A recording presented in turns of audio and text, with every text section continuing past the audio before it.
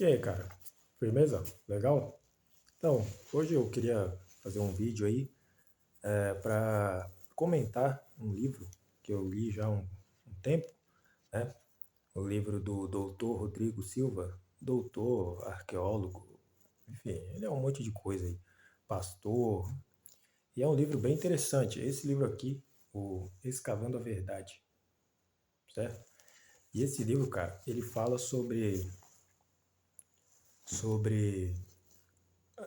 alguns esclarecimentos, né? Ele dá alguns esclarecimentos sobre a Bíblia, né? Se a Bíblia faz sentido crer na Bíblia, cientificamente, tá? Aqui não estamos falando de fé, tá? Fé, você crê ou você não crê, é problema seu, tá bom? É questão científica, se faz sentido você acreditar no texto bíblico, se tem referências históricas, né, se tem algum vestígio na história dos relatos que você encontra na Bíblia, certo? E eu queria mencionar aqui alguns capítulos, né, do livro, alguns, alguns relatos que o livro aqui explana sobre o texto bíblico, né?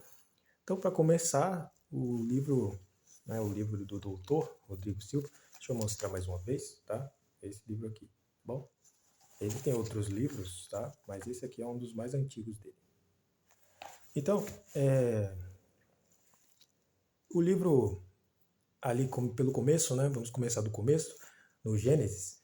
Ele fala sobre o Gênesis, né? Que é o primeiro livro ali da Bíblia, né? Porque vamos para quem não sabe, a Bíblia é uma coletânea de livros, né? São 66 livros com 40 autores e eles juntaram todos esses livros, esses 66 livros, e formaram a Bíblia, num hiato aí de 1500 anos, entre o primeiro livro, escrito por Moisés, e o último livro, beleza? Que muitos dizem que foi o apóstolo João que escreveu o último livro da Bíblia, o Apocalipse. Bom, então, cara, o primeiro capítulo aqui ele já começa a falar sobre a criação, né? Porque muitos dizem que a criação, o mito da criação é tudo mito, né? Tudo lenda, historinha, né? Da carochinha. Mas, inclusive, muitos teólogos cristãos, né? Que se dizem cristãos, dizem que não houve criação, né? Não foi como tá lá na Bíblia, contado no Gênesis, tipo, que existia lá Adão e Eva num paraíso idílico, né? E aí eles foram enganados por uma serpente. Tem muito teólogo cristão aí que diz não acreditar nisso, né? Só que o, o doutor aqui, o Rodrigo, no livro dele, ele explica muito detalhadamente, ele abre uma linha de raciocínio que faz muito sentido. Qual a linha de raciocínio? É o seguinte, se a historinha da Bíblia, se a história que está lá na Bíblia, né, for um mito, né, não existiu lá a serpente, Adão e Eva não existiu, eles não caíram em pecado e por isso hoje a humanidade sofre por causa do pecado e coisa e tal. Então não faz sentido Jesus ter vindo morrer na cruz, né? Porque Jesus veio morrer na cruz por quê? Para expiação do pecado, para pagar. Expiação significa pagar, né? Pagar o pecado de Adão e Eva. Porque a humanidade caiu em pecado, por isso Jesus veio morrer na cruz. Então, se o que aconteceu no Antigo Testamento não faz sentido, não aconteceu historicamente, como muitos dizem aí, então Jesus ter vindo morrer na cruz também não faz sentido. Né? O que ele veio fazer morrendo na cruz? Para pagar que pecado? Pecado do casal que não existiu?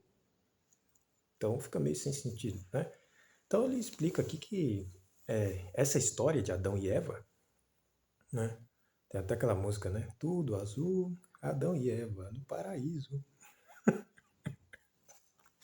Eu não acredito que eu fiz isso. Bom, aí, cara, o que acontece? Essa história de Adão e Eva, né? Ela é encontrada em outras culturas, certo? Então você vê lá em Paulus, ele menciona aqui no livro, tem essa história, claro, com algumas particularidades diferentes, né? Tem coisas diferentes, mas o núcleo da história ali, ele é bem parecido, né? Então, você vê em povos da Índia, né? Que a história de um casal que foi enganado por uma serpente, só que na história da Índia não foi uma maçã ou não foi um fruto proibido, foi uma cerveja que eles tomaram, uma cerveja de arroz, e aí eles caíram em pecado. Em povos da antiga Birmânia, também eles encontram o mesmo relato parecido de um casal que vivia em um paraíso edílico. Deus havia criado esse casal, e aí eles caíram em pecado, e por conta deles terem caído em pecado, hoje a humanidade padece de doenças, de morte, de envelhecimento e coisa e tal, certo? Então, esses povos aí, mas aí alguém pode falar assim, tá? Esses povos aí, quem falou para eles dessa história foram os missionários cristãos. Não, nós estamos falando de povos que não tiveram contato com missionários cristãos, certo?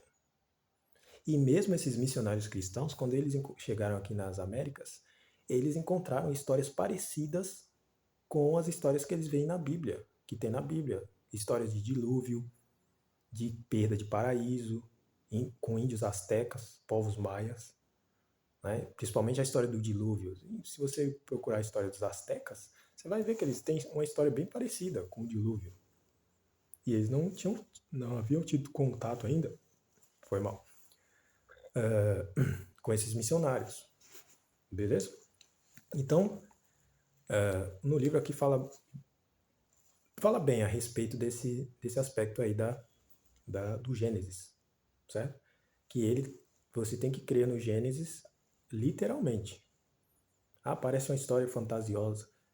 Tá, parece, mas há indícios aí de que essa história aconteceu. Beleza. Tanto que tem em outras culturas ao redor do mundo aí.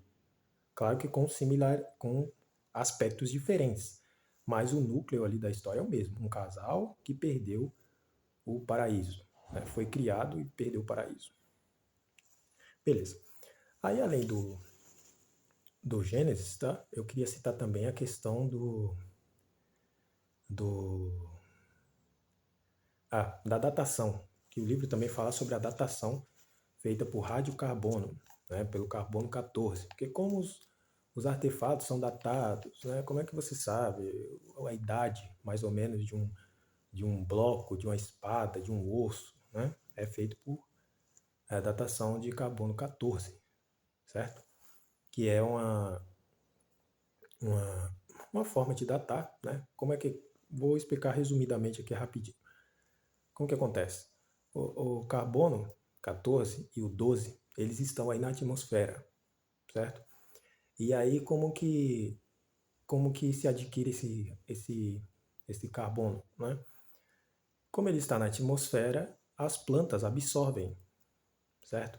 Como as plantas absorvem, nós comemos planta, né? Os vegetais, os legumes. Mas eu não como vegetal, eu sou carnívoro. Beleza, a carne que você come é de um boi ou de uma vaca que comeu lá o vegetal. Então você, por tabela, adquire o carbono 14, tem aí no seu corpo, certo? E também o 12. Os dois estão aí no corpo aí do material orgânico, né? Das plantas, dos seres humanos, dos seres vivos, né? Então, beleza. E aí, o que acontece? Como é que eles fazem para medir? O carbono 12, ele é estável. Ou seja, ele não decai, ele não acaba. O carbono 14, como ele é radioativo, ele é instável, ou seja, ele vai diminuindo, diminuindo, certo? Então, como é que ele sabe quando uma múmia tem lá 3.000 anos de existência? Bom, essa múmia, essa pessoa tinha carbono 14, porque ela se alimentava. E o 12 também, beleza. Só que quando você morre, você para de se alimentar. Como você para de se alimentar, o carbono 14 não vai mais entrar no seu corpo. Ou seja, ele só vai decair, decair, decair. E o 12 vai continuar ali, certo?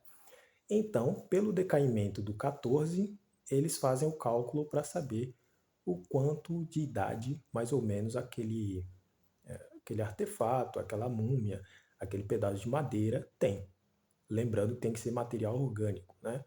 Ou um pedaço de madeira, osso de ser humano, pele, essas coisas. Beleza? Beleza. Então, é assim que eles fazem a datação. Quanto mais antigo, quanto menos carbono tiver num osso ou num vegetal, mais antigo ele é, certo? Que a meia-vida do carbono 14 é de 5.700 anos, beleza? Então é isso aí. Então fala também sobre a questão do carbono 14. E a última coisa que eu queria falar aqui é sobre que o vídeo já está ficando longo, é sobre a história do, do ah, a história da profecia do Senaqueribe. Senaqueribe e do rei Ezequias. Bom, o que acontece? E essa história eu achei interessante, eu acho legal falar aqui, porque essa história, cara, ela tá mencionada em livros seculares, livros de história, certo? Então você vê em livros de história aí a mesma história que você vê contada na Bíblia. Porém, na Bíblia está lá falando que foi um milagre, foi intervenção de Deus, né? Na história não está falando que foi Deus, né? Enfim. Mas o que é interessante é que a história que está na Bíblia também está contada no, no relato aí secular. E de qual é a história que eu estou falando? Bom, o que acontece? Quando, eu acho que você já ouviu falar aí do rei Salomão. Rei Salomão, ele foi o pai de Davi. Desculpe, ele foi o filho de Davi. Então, o Davi unificou o reino, né? Unificou ali as tribos de Israel e formou o rei. Tanto que ele foi o segundo rei de Israel, né? O primeiro foi o Saul, né? Aí depois que Saul se mata lá, ou morre, enfim, é meio dúbia lá a história dele. O rei passa a ser o Davi. Beleza. Aí o Davi morre, quem entra? Salomão, que é considerado aí um dos caras mais sábios da história, né? O rei Salomão. E aí Salomão, cara, ele, ele tem lá o seu reinado, só que ele tinha um filho que não valia nada. O filho dele era tranqueira lá, não era um cara muito gente boa, né? Então, esse filho dele aí começa a governar muito mal, e aí o povo tem um racha no reino, né? E aí o que acontece? Você vai ter o reino de Judá, será governado por Roboão, o filho de Salomão, né? E você vai ter o reino de Israel, que vai ser governado por Jeroboão, que era tipo um conselheiro ali de Salomão e do seu filho, né? E aí, cara, houve esse racha. Então você vai ter 10 tribos no reino de Israel e 2 tribos no reino de Judá, certo? Então as 2 tribos do reino de Judá, a tribo de Judá, obviamente, né? E a tribo de Benjamim, certo? Serão aí relativamente a tribo do reino de Judá, as tribos do reino de Judá. E as outras 10 vão formar o reino de Israel, que terá sua capital em Samaria, né? Tem lá os samaritanos e tal. Então, vai ficar ali chamado Reino de Israel e a capital Samaria. Reino de Judá, capital Jerusalém.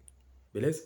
E aí o que acontece? Esses reinos viviam brigando. Como eles se separaram, eles viviam brigando. Eram de certa forma, ali até irmãos, né? Todos eles eram hebreus, né?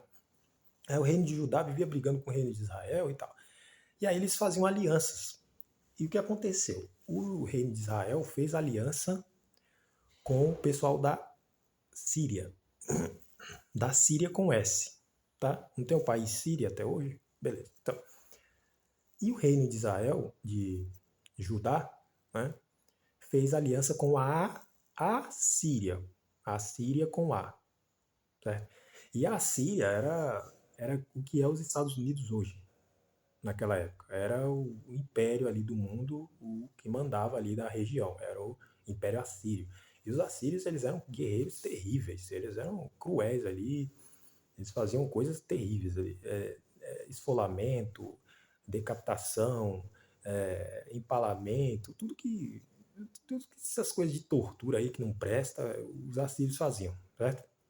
Então, e eles tinham um exército muito forte, né? Eles tinham ali a primeira divisão de exército mesmo, foram os assírios, né? Que criaram assim, né? Com infantaria, cavalaria. Os assírios eram para a guerra, assim, foram os primeiros, assim, né? Então, beleza. Aí os assírios, para ajudar os judeus, né? O pessoal do reino de Judá, acabaram com o reino do norte, o reino de Israel, em 722. Os assírios vieram, passaram o rodo, acabaram com. Tanto que tem, por isso que tem até hoje as 10 tribos perdidas de Israel, porque ninguém sabe onde está, certo?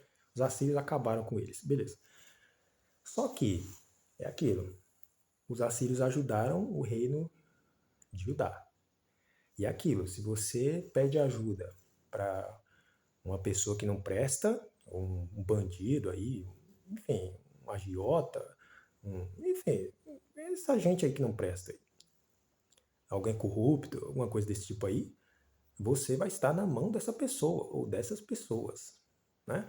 Então os assírios ajudaram o reino de Israel, de Judá, desculpa, e eles ficavam cobrando tributos. Nós ajudamos vocês, só que, né, isso aí, vocês vão pagar tributo pra gente. E chegou uma hora que o reino, né, o rei da ocasião, Ezequias, de Judá, ele, que era até um rei bom, né, em contrapartida aos seus antecessores, ele era um rei bom, ele procurou colocar a ordem na casa do Senhor, tirou a idolatria, né, ele foi um rei bom. A própria Bíblia diz que ele foi um rei correto, ele fazia o que era justo aos olhos de Deus, né? Então ele chegou uma hora que eles estavam ali de saco cheio de ficar pagando tributo para a Síria, né?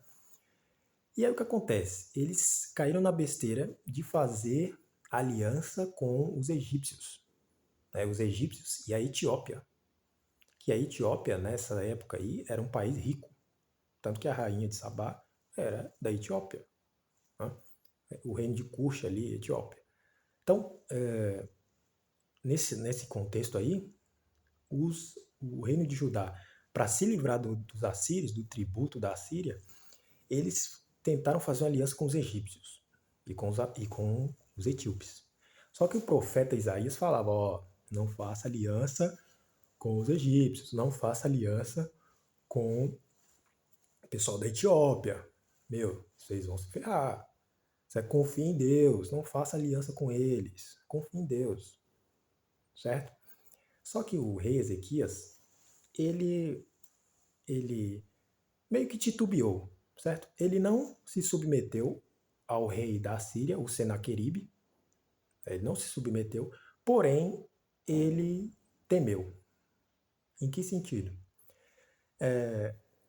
Deus havia prometido a Ezequias, a Davi, desculpe, ao rei Davi lá no passado, que a cidade não seria destruída, que Jerusalém não seria destruída, porque Deus prometeu a Davi que ele ia guardar a cidade.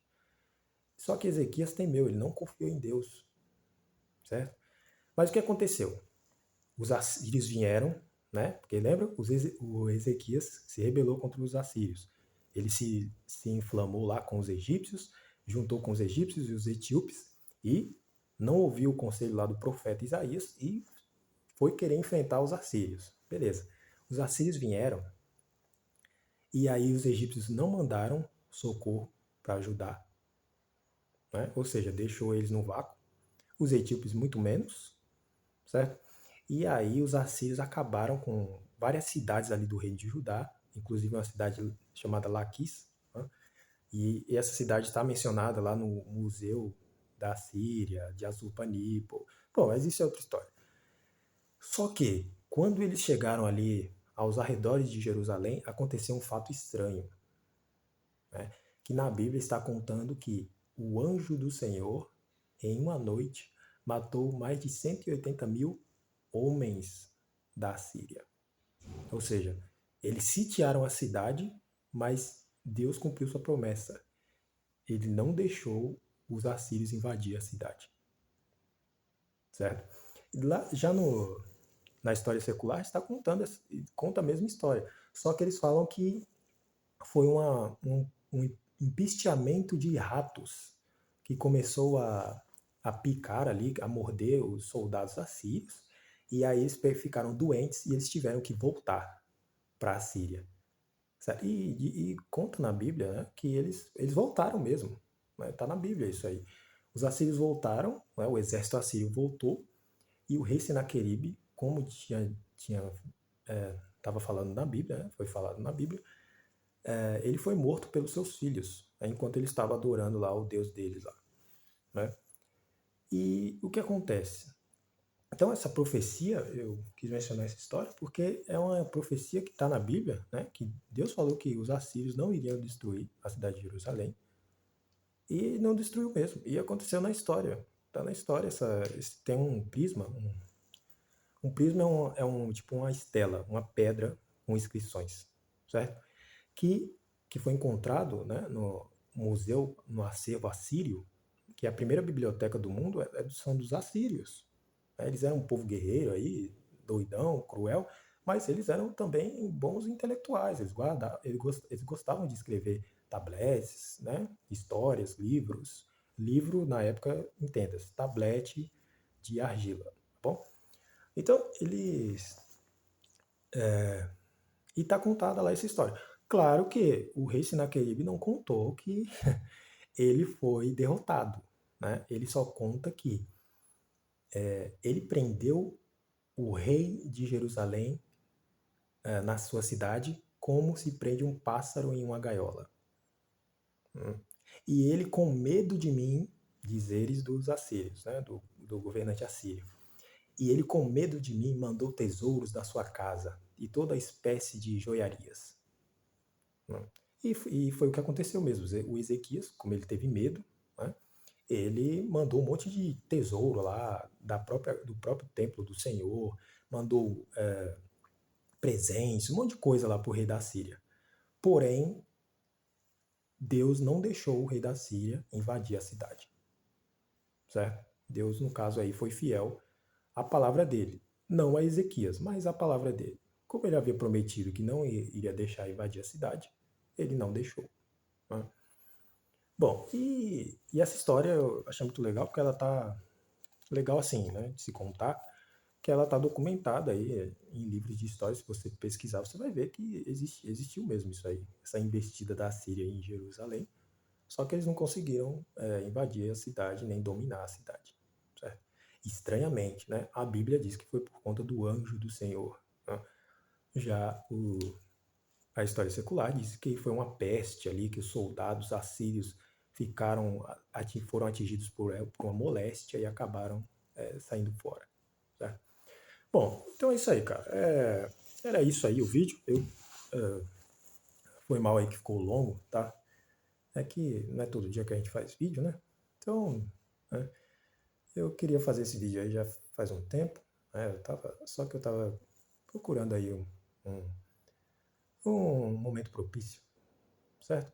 Então é isso aí, espero que você tenha gostado aí e em breve eu farei outros vídeos aí falando sobre outros livros, enfim, alguns áudios que às vezes eu posto aí e tal, e aí explicando algumas coisas sobre a Bíblia, né? E lembre-se sempre, cara, procure pesquisar aí, ver se faz sentido aí você acreditar no texto bíblico. Beleza, velho? Né? Não acredite em qualquer coisa que digam para você aí, tá bom? Vai ver se faz sentido mesmo. Beleza? Então é isso aí. Falou, velho.